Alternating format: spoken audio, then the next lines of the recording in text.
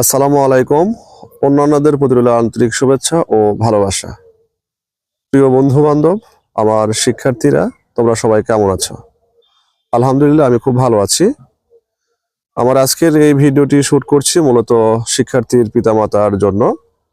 প্রিয় শিক্ষার্থীর পিতামাতা অর্থাৎ আমার শ্রদ্ধেয় অভিভাবক, আপনারা সবাই কেমন আছেন?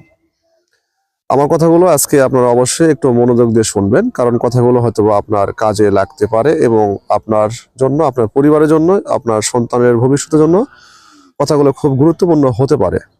যাই হোক, আপনি কি জানেন আপনার সন্তান কিন্তু আপনার মতোই, হয়তোবা সন্তান তার মায়ের মতো, অর্থাৎ আপনার ওয়াইফের মতো। আমি কি শুধু চেহারা কথা বলছি?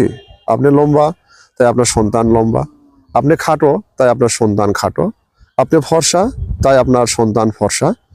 বিষয়টি এটি যেমন সত্য, জেনেটিক্স ব্যাপার স্যাপার, ঠিক তেমনিভাবে আমি একটু অন্যভাবে কথাগুলো বলতে চাই যে যখন আপনার সন্তান একটু খারাপ কাজে লিপ্ত হয়, অনৈতিক কাজে লিপ্ত হয়, যেগুলো সমাজের কাছে, সমাজের মানুষের কাছে যে কথাগুলো আসলে গ্রহণযোগ্য নয়, যে আচরণগুলো গ্রহণযোগ্য নয়, যে বৈশিষ্ট্যগুলো গ্রহণযোগ্য নয়, এই কাজগুলো যখন আপনার সন্তান করতে থাকে, তখন আপনার সন্তানকে বকাঝকা করেন, সন্তানের বিরুদ্ধে বিভিন্ন জায়গায় নালিশ করতে শুরু করেন।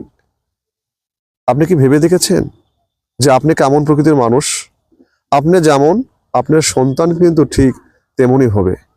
আমি বলতে চাচ্ছি বিষয়টা এটা যে আপনার আচরণ যদি খারাপ হয়, আপনি যদি দুর্নীতি, অনিয়ম এবং সামাজিক বিভিন্ন ধরনের অপকর্মে লিপ্ত হন, তাহলে আপনি কিভাবে আশা করেন যে আপনার সন্তান ভালো হবে?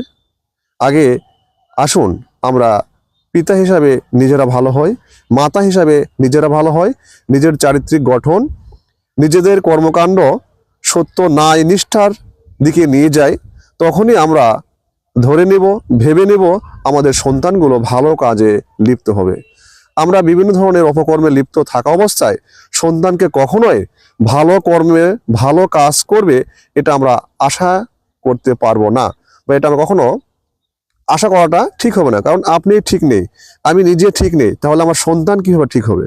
তাই আমরা চেষ্টা করব আগে পিতা হিসাবে আমি ঠিক হব, মাতা হিসাবে আমি ঠিক হব, এবং সমাজের যত ভালো কাজ আছে সেই কাজগুলো করব, অসহায় মানুষের সাথে থাকবো, অসহায় মানুষের পাশে গিয়ে দাঁড়াবো, এবং সমাজের মানুষের জন্য আমি যেন উপকার করতে পারি সেই কাজগুলো করব।